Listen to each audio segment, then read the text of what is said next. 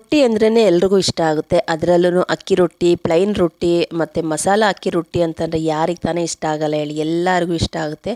ಸ್ವಲ್ಪ ಟೈಮ್ ಹಿಡಿಯುತ್ತೆ, ಆದರೂ ಟೇಸ್ಟ್ ಮಾತ್ರ ತುಂಬ ಚೆನ್ನಾಗಿರುತ್ತೆ. ನಾನಿವತ್ತು ಇದ್ಕಿದ ಬೇಳೆ, ಸೊಪ್ಪು, ತರಕಾರಿ ಎಲ್ಲ ಹಾಕಿ ಮಸಾಲ ಅಕ್ಕಿ ರೊಟ್ಟಿ ಮಾಡ್ತಾಯಿದ್ದೀನಿ. ನಾನು ಹೇಗೆ ಮಾಡ್ತೀನಿ ಅಂತ ವೀಡಿಯೋದಲ್ಲಿ ಡೀಟೇಲಾಗಿ ಶೇರ್ ಮಾಡ್ತೀನಿ. ಇದ್ರ ಜೊತೆಗೆ ಒಂದು ಖಾರವಾಗಿರುವಂಥ ಚಟ್ನಿ ಕೂಡ ಶೇರ್ ಮಾಡ್ತಾಯಿದ್ದೀನಿ. ತುಂಬ ಅಂದರೆ ತುಂಬಾ ಚೆನ್ನಾಗಿರುತ್ತೆ. ಅಕ್ಕಿ ರೊಟ್ಟಿಲಿ ಪ್ಲೈನ್ ಅಕ್ಕಿ ರೊಟ್ಟಿನೂ ಚೆನ್ನಾಗಿರುತ್ತೆ, ಬಳಿಯ ರೊಟ್ಟಿನೂ ಚೆನ್ನಾಗಿರುತ್ತೆ. ಇದೇ ರೀತಿ ಮಸಾಲ ಅಕ್ಕಿ ರೊಟ್ಟಿ ಕೂಡ ತುಂಬ ಚೆನ್ನಾಗಿರುತ್ತೆ. ಹೇಗೆ ಮಾಡಿದೆ ಅಂತ ವೀಡಿಯೋದಲ್ಲಿ ಡೀಟೇಲಾಗಿ ಶೇರ್ ಮಾಡ್ತೀನಿ, ಬನ್ನಿ. ಇಲ್ಲಿ ನಾನು ಸೌತೆಕಾಯಿ ತೊಗೊಂಡಿದ್ದೀನಿ, ಕ್ಯಾರೆಟ್ ತೊಗೊಂಡಿದ್ದೀನಿ, ಸಬ್ಸಿಗೆ ಸೊಪ್ಪು ತೊಗೊಂಡಿದ್ದೀನಿ. ಆದಷ್ಟು ಎಷ್ಟು ಸಣ್ಣದಾಗಿ ಕಟ್ ಮಾಡೋಕ್ಕಾಗುತ್ತೋ ಅಷ್ಟು ಸಣ್ಣದಾಗಿ ಕಟ್ ಮಾಡಬೇಕಾಗುತ್ತೆ. ಒಂದು 4 ಈರುಳ್ಳಿನ ಸಣ್ಣದಾಗಿ ಕಟ್ ಮಾಡಿ ಇಟ್ಕೊಂಡಿದ್ದೀನಿ. ಯಾಕಂದರೆ ನಾವು ತುಂಬ ಸಣ್ಣದಾಗಿ ಕಟ್ ಮಾಡಿದಷ್ಟು ಅಕ್ಕಿ ರೊಟ್ಟಿ ತೆಳ್ಳಗೆ ಬರುತ್ತೆ, ತಟ್ಟೋದಕ್ಕೂ ತುಂಬ ಚೆನ್ನಾಗಿರುತ್ತೆ. ಕರಿಬೇವಿನ ಸೊಪ್ಪು ಹಾಕ್ತಾಯಿದ್ದೀನಿ, ಕೊತ್ತಂಬರಿ ಸೊಪ್ಪು ಹಾಕ್ತಾಯಿದ್ದೀನಿ. ನೋಡಿ, ಇದೆಲ್ಲ ಹಾಕ್ಕೊಂಡು ಖಾರಕ್ಕೆ ನಮಗೆ ಹಸಿಮೆಣ್ಸಿಕಾಯಿ ಬೇಕಲ್ಲ, ಹಸಿಮೆಣ್ಸಿಕಾಯಿನೂ ಕೂಡ ಸಣ್ಣದಾಗಿ, ಸ್ವಲ್ಪ ಹಸಿಮೆಣ್ಸಿಕಾಯಿ ಜಾಸ್ತಿ ಇದ್ದರೆ ಚೆನ್ನಾಗಿರುತ್ತೆ, ತಿನ್ಬೇಕಾದ್ರೆ ಖಾರವಾಗಿ ಚೆನ್ನಾಗಿರುತ್ತೆ ರೊಟ್ಟಿ. ಇಲ್ಲಿ ಹಸಿ ತೆಂಗಿನಕಾಯಿ ತುರಿ ಹಾಕ್ತಾಯಿದ್ದೀನಿ, ಬಿಳಿ ಎಳ್ಳು ಹಾಕ್ತಾಯಿದ್ದೀನಿ. ಇದೆಲ್ಲ ಎಣ್ಣೆಲಿ ಫ್ರೈ ಮಾಡಿದಾಗ ಎಷ್ಟು ಚೆನ್ನಾಗಿರುತ್ತೆ ಅಲ್ವಾ. ಜೀರಿಗೆ ಮತ್ತು ಸೋಂಪು, ಸ್ವಲ್ಪ ಉಪ್ಪು ಹಾಕ್ಬಿಟ್ಟು ಫಸ್ಟ್ ಇದೆಲ್ಲನೂ ನೀರು ಬಿಟ್ಕೊಳ್ಳೋ ತನಕ ಚೆನ್ನಾಗಿ ಕೈಯಲ್ಲೇ ಮಿಕ್ಸ್ ಮಾಡ್ಕೊತೀನಿ. ಈರುಳ್ಳಿಲಿರೋ ನೀರಿನ ಅಂಶ ಬಿಡಬೇಕು, ಮತ್ತು ತರಕಾರಿ ಸೌತೆಕಾಯಿ ಹಾಕಿದ್ನಲ್ಲ ಅದರಲ್ಲಿ ಮತ್ತು ಕ್ಯಾರೆಟಿಂದು ನೀರಿನ ಅಂಶ ಬಿಡಬೇಕು. ಇಲ್ಲಿ ನಾನು 1 ಬಟ್ಲು ಆಗೋಷ್ಟು ಇದ್ಕಿದ ಬೇಳೆನ ಬೇಯಿಸಿ ಸಪ್ರೇಟಾಗಿ ಹಾಕಿ ಎತ್ತಿಟ್ಕೊಂಡಿದ್ದೀನಿ. ನೋಡಿ, ಅದನ್ನು ಕೂಡ ಡೈರೆಕ್ಟಾಗಿ ಇದಕ್ಕೆ ಹಾಕ್ತಾಯಿದ್ದೀನಿ. ಇದನ್ನು ಬೇಯಿಸ್ಕೋಬೇಕು, ಇಲ್ಲ ಅಂತಂದರೆ ಬೇಯೋದಿಲ್ಲ ರೊಟ್ಟಿ ಮಾಡಬೇಕಾದ್ರೆ. ಮೊದಲೇ ಬೇಯಿಸಿಟ್ಕೊಂಡಂಥ ಇದ್ಕಿದ ಬೇಳೆ ಹಾಕಿ ಚೆನ್ನಾಗಿ ಮಿಕ್ಸ್ ಮಾಡಿ 1 ಬಟ್ಲು ನಾನು ಅಕ್ಕಿ ಹಿಟ್ಟು ಹಾಕ್ತಾಯಿದ್ದೀನಿ. ಎಷ್ಟು ಜನಕ್ಕೆ ಮಾಡ್ತೀವೋ ಅಷ್ಟು ಪ್ರಮಾಣವಾಗಿ ನಾವು ಮಸಾಲೆ ಹಾಕಬೇಕಾಗುತ್ತೆ. ಈ ರೀತಿ ಹದ ಬರಬೇಕು. ಇವಾಗ ನಾನು ಉಗುರು ಬೆಚ್ಚಗಿರೋ ನೀರನ್ನ ತೊಗೊಂಡು ಚೆನ್ನಾಗಿ ಮಿಕ್ಸ್ ಮಾಡ್ತಾಯಿದ್ದೀನಿ. ಬೆಳಗ್ಗೆ ಬ್ರೇಕ್ಫಾಸ್ಟ್ಗೆ, ರಾತ್ರಿ ಡಿನ್ನರ್ಗೆ ತುಂಬ ಚೆನ್ನಾಗಿರುತ್ತೆ ಈ ರೊಟ್ಟಿ. ಒಂದ್ಸಲ ನೀವು ಮನೇಲಿ ಮಾಡಿ. ಎಲ್ಲರೂ ಮಾಡ್ತಾರೆ, ನಾನು ನನ್ನ ಸ್ಟೈಲಲ್ಲಿ ಹೇಗೆ ಮಾಡ್ತಾಯಿದ್ದೀನಿ ಅಂತ ವಿಡಿಯೋ ಶೇರ್ ಮಾಡ್ತಾಯಿದ್ದೀನಿ. ತುಂಬ ದಿವಸ ಆಗಿತ್ತು ನಾನು ರೊಟ್ಟಿ ಮಾಡಿರಲಿಲ್ಲ. ಸರಿ, ಇವತ್ತು ಮಾಡೋಣ ಅಂಥೇಳಿ ಮಾಡಿ ವಿಡಿಯೋ ಶೇರ್ ಮಾಡ್ತಾಯಿದ್ದೀನಿ. ಚೆನ್ನಾಗಿ ಮಿಕ್ಸ್ ಮಾಡ್ಕೋಬೇಕಾಗುತ್ತೆ. ಈ ಅದಕ್ಕೆ ಬರಬೇಕು. ಇದನ್ನು ಒಂದು 10 ನಿಮಿಷ ಸೈಡಲ್ಲೇ ಬಿಡ್ತೀನಿ. ಯಾಕಂದರೆ ಸ್ವಲ್ಪ ಒಂದು 10 ನಿಮಿಷ ನೆಂದಾಗ ಇನ್ನೊಂದು ಸ್ವಲ್ಪ ಚೆನ್ನಾಗಿ ನೀರು ಬಿಟ್ಕೊಳ್ಳುತ್ತೆ. ಈ ಕಡೆ ಒಂದು ಬಾಣಲಿ ಇಟ್ಕೊಂಡಿದ್ದೀನಿ, ಚಟ್ನಿ ಮಾಡಬೇಕಲ್ವ. ಬಾಣಲಿಗೆ ಸ್ವಲ್ಪ ಎಣ್ಣೆ ಹಾಕ್ತಾಯಿದ್ದೀನಿ. ಎಣ್ಣೆ ಬಿಸಿ ಆಗ್ತಿದ್ದಂಗೆ ಕಡಲೆಕಾಯಿ ಬೀಜ ಹಾಕ್ತಾಯಿದ್ದೀನಿ. 1-2 ಸ್ಪೂನಷ್ಟು ಕಡಲೆಕಾಯಿ ಬೀಜ, 1 ಸ್ಪೂನಷ್ಟು ಕಡಲೆಬೇಳೆ, 1 ಸ್ಪೂನಷ್ಟು ತೊಗರಿಬೇಳೆ ಹಾಕ್ತಾಯಿದ್ದೀನಿ. ತೊಗರಿಬೇಳೆ ಎಣ್ಣೆಲಿ ಫ್ರೈ ಮಾಡಿ ನಾವು ಚಟ್ನಿ ಮಾಡ್ತೀವಲ್ವ, ತುಂಬ ಚೆನ್ನಾಗಿರುತ್ತೆ. ನಾನು ಅದಕ್ಕೆ 1 ಸ್ಪೂನಷ್ಟು ತೊಗರಿಬೇಳೆ, 1 ಸ್ಪೂನಷ್ಟು ಕಡಲೆಬೇಳೆ ಹಾಕಿದ್ದೀನಿ. ಕಡಲೆಕಾಯಿ ಬೀಜನ 2 ಸ್ಪೂನ್ ಹಾಕಿದ್ದೀನಿ. ಇದನ್ನೆಲ್ಲನೂ ಕೆಂಪಾಗಂಗೆ ಚೆನ್ನಾಗಿ ರೋಸ್ಟ್ ಮಾಡ್ಕೋಬೇಕಾಗುತ್ತೆ. ಈ ಥರ ರೊಟ್ಟಿಗೆ ಈ ಥರ ಚಟ್ನಿ, ಕಾಯಿ ಚಟ್ನಿ ತುಂಬ ಚೆನ್ನಾಗಿರುತ್ತೆ. ಇದಕ್ಕೆ ನಾನು ಬ್ಯಾಡಗೆ ಮೆಣಸಿನ್ಕಾಯಿ ಮತ್ತು ಖಾರದ ಮೆಣಸಿನ್ಕಾಯಿ 2 ಕೂಡ ಹಾಕ್ತಾಯಿದ್ದೀನಿ. ಇದೆಲ್ಲ ಹಾಕಿ ಚೆನ್ನಾಗಿ ಮಿಕ್ಸ್ ಮಾಡ್ತಾ ಸೋಂಪು ಹಾಕ್ತಾಯಿದ್ದೀನಿ, ಜೀರಿಗೆ ಹಾಕ್ತಾಯಿದ್ದೀನಿ. ಜೀರಿಗೆ ಸೋಂಪೆಲ್ಲ ಚೆನ್ನಾಗಿ ಮಿಕ್ಸ್ ಮಾಡಬೇಕು. ಈರುಳ್ಳಿ ಬಂದು ನೋಡಿ 2 ಈರುಳ್ಳಿ ಹಾಕ್ತಾಯಿದ್ದೀನಿ. ಸ್ವಲ್ಪ ಬೆಳ್ಳುಳ್ಳಿ ಹಾಕ್ತಾಯಿದ್ದೀನಿ. ಇದಕ್ಕೆಲ್ಲ ಈರುಳ್ಳಿ, ಬೆಳ್ಳುಳ್ಳಿ ಎಲ್ಲ ಹಾಕಿದಾಗ ಟೊಮೊಟೊ ಈರುಳ್ಳಿ ಸ್ವಲ್ಪ ಜಾಸ್ತಿ ಹಾಕಿದಾಗ ಈ ಚಟ್ನಿ ತುಂಬ ಚೆನ್ನಾಗಿರುತ್ತೆ. ಖಾರಕ್ಕೆ ಹುಣಸೆಹಣ್ಣು ಹಾಕ್ತಾಯಿದ್ದೀನಿ, ಕರಿಬೇವಿನ ಸೊಪ್ಪು ಹಾಕ್ತಾಯಿದ್ದೀನಿ. ಇದನ್ನೆಲ್ಲ ಆದಷ್ಟು ಎಣ್ಣೆಲಿ ಚೆನ್ನಾಗಿ ಫ್ರೈ ಮಾಡಬೇಕಾಗುತ್ತೆ. ಒಂದು ದಿವಸ ಎಲ್ಲ ಇಟ್ಟರೂ ಚಟ್ನಿ ಬೇಗ ಹಾಳಾಗೋದಿಲ್ಲ.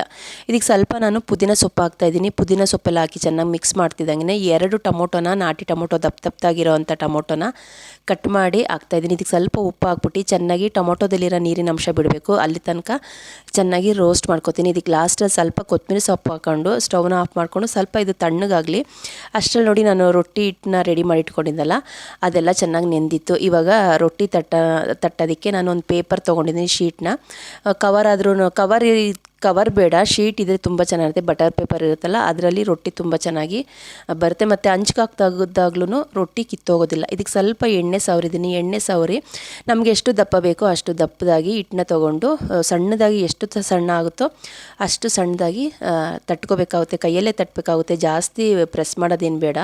ಯಾಕಂದರೆ ಎಲ್ಲ ನೆಂದಿರುತ್ತಲ್ವ, ಅದಕ್ಕೇ ಚೆನ್ನಾಗಿ ಲೈಟಾಗಿಯೇ ನಾವು ಇದನ್ನ ತಟ್ಕೋಬೇಕಾಗುತ್ತೆ. ಎಷ್ಟು ದೊಡ್ಡದಾಗಿ ಬೇಕೋ ಅಷ್ಟು ದೊಡ್ಡದಾಗಿ ಕೂಡ ನಾವು ತಟ್ಬೋದು.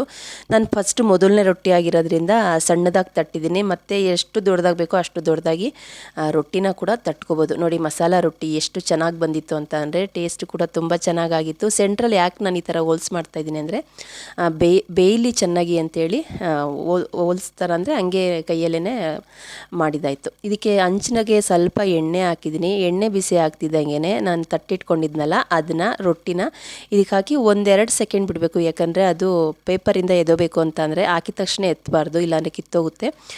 ನೋಡಿ, ಈ ಥರ ನೀಟಾಗಿ ಬರುತ್ತೆ, ಏನು ಕಿತ್ತೋಗೋದಿಲ್ಲ. ನಾವೆಷ್ಟು ಚೆನ್ನಾಗಿ ಕಲಸಿ ಒಂದು 10 ನಿಮಿಷ 15 ನಿಮಿಷ ನೆನ್ಸಕ್ಕೆ ಬಿಡ್ತೀವೋ ಅಕ್ಕಿ ಹಿಟ್ಟು ಕೂಡ ಸ್ವಲ್ಪ ಜಿಗಿಯುತ್ತಲ್ವ ನೆಂದಾಗ, ಆವಾಗ ಚೆನ್ನಾಗಿ ರೊಟ್ಟಿ ಬರುತ್ತೆ. ನಾನು ಮೊದಲನೇ ರೊಟ್ಟಿ ಸಣ್ಣದಾಗಿ ಮಾಡಿಕೊಂಡೆ, ನೆಕ್ಸ್ಟ್ ರೊಟ್ಟಿ ದೊಡ್ಡದಾಗೇ ಮಾಡ್ಕೊಂಡಿದ್ದಾಯಿತು.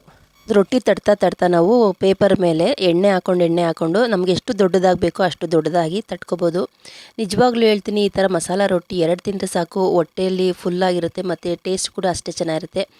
ನಾನು ಇವತ್ತು ನನ್ನ ರೀತಿಯಲ್ಲಿ ನಾನು ಅಕ್ಕಿ ರೊಟ್ಟಿ ಮಾಡೋ ವಿಡಿಯೋನ ಶೇರ್ ಮಾಡಿದ್ದೀನಿ. ತುಂಬಾ ಇಷ್ಟ ಆಗುತ್ತೆ. ಇದೇ ಮೆಥಡಲ್ಲೇ ನಾವು ಅಕ್ಕಿ ಹಿಟ್ಟು ಬದಲು ರಾಗಿ ಹಿಟ್ಟು ಕೂಡ ಹಾಕೋಬೋದು. ರಾಗಿ ಹಿಟ್ಟು ಅಕ್ಕಿ ಹಿಟ್ಟಿಗಿಂತ ಆರೋಗ್ಯಕರವಾಗಿರುವಂಥದ್ದಲ್ವಾ.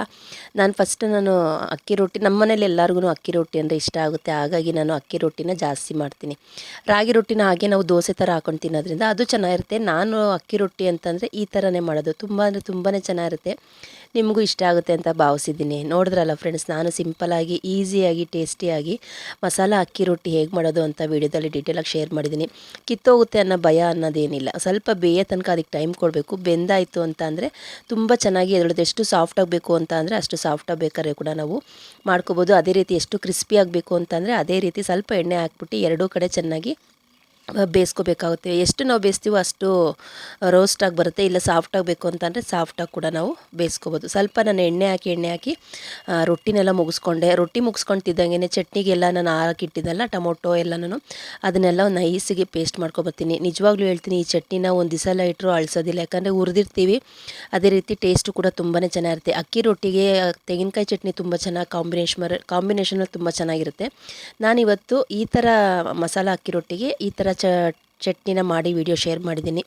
ನಾನು ಮಾಡಿದಂಥ ಈ ವಿಡಿಯೋ ನಿಮ್ಗೆ ಇಷ್ಟ ಆಯಿತು ಅಂತ ಭಾವಿಸಿದ್ದೀನಿ. ಈ ವಿಡಿಯೋ ಇಷ್ಟವಾದಲ್ಲಿ ಲೈಕ್ ಮಾಡಿ, ಶೇರ್ ಮಾಡಿ, ಕಮೆಂಟ್ ಮಾಡಿ. ನಿಸರ್ಗ ಕುಕಿಂಗ್ ಚಾನಲ್ನ ಇನ್ನೂ ಯಾರೆಲ್ಲ ಸಬ್ಸ್ಕ್ರೈಬ್ ಮಾಡ್ಕೊಂಡೇ ನೋಡ್ತಾ ಇದ್ದೀರೋ ಪ್ಲೀಸ್ ದಯವಿಟ್ಟು ಸಬ್ಸ್ಕ್ರೈಬ್ ಮಾಡಿಕೊಂಡು ಸಪೋರ್ಟ್ ಮಾಡ್ತೀರಾ ಅಂತ ಭಾವಿಸಿದ್ದೀನಿ. ನನ್ನ ರೀತಿಯ ಅಕ್ಕಿ ರೊಟ್ಟಿ ನಿಮ್ಗೆ ಇಷ್ಟ ಆಯಿತು ಅಂತ ಅಂದ್ಕೊಂಡು ಇದೇ ರೀತಿ ಸಿಂಪಲ್ಲಾಗಿರೋವಂಥ ವೀಡಿಯೋ ತೊಗೊಂಡು ಬರ್ತೀನಿ. ಅಲ್ಲಿ ತನಕ ನಾನು ವೀಡಿಯೋಸ್ನೆಲ್ಲ ನೋಡಿ ಸಪೋರ್ಟ್ ಮಾಡಿ. ಪ್ಲೀಸ್ ಸಬ್ಸ್ಕ್ರೈಬ್ ಮಾಡಿಕೊಂಡು ಸಪೋರ್ಟ್ ಮಾಡಿ. ಫುಲ್ ವೀಡಿಯೋಸ್ ವಾಚ್ ಮಾಡಿ. ಒಂದು ವೀಡಿಯೋಸ್ ಮಾಡಬೇಕಾದ್ರೆ ತುಂಬಾ ಕಷ್ಟ ಆಗುತ್ತೆ. ಅದಕ್ಕೋಸ್ಕರನೇ ಹೇಳ್ತಾ ಇದ್ದೀನಿ, ಒಂದು ವೀಡಿಯೋ ಶೇರ್ ಮಾಡ್ತೀವಿ ಅಂತ ಅಂದಾಗ ಅದ್ರ ಪ್ರತಿಫಲ ನಮಗೆ ಸಿಕ್ಕಿದಾಗ ಅದಕ್ಕೊಂದು ಬೆಲೆ ಅಂತ ಸಿಗುತ್ತಲ್ವ. ಅದಕ್ಕೋಸ್ಕರ ಹೇಳ್ತಾ ಇದ್ದೀನಿ. ಫುಲ್ ವೀಡಿಯೋಸ್ನ ವಾಚ್ ಮಾಡಿ. ತಿಂತಾನೇ ಇರಬೇಕು ಅನಿಸುತ್ತೆ. ಅಷ್ಟು ಚೆನ್ನಾಗಿ ಅಕ್ಕಿ ರೊಟ್ಟಿ ಸಾಫ್ಟಾಗಿ ಬಂದಿತ್ತು. ಎಲ್ಲೂ ಕಿತ್ತೋಗಲಿಲ್ಲ. ಸೂಪರಾಗಿ ಬಂದಿತ್ತು. ನಮಸ್ತೆ, ಬಾಯ್ ಫ್ರೆಂಡ್ಸ್.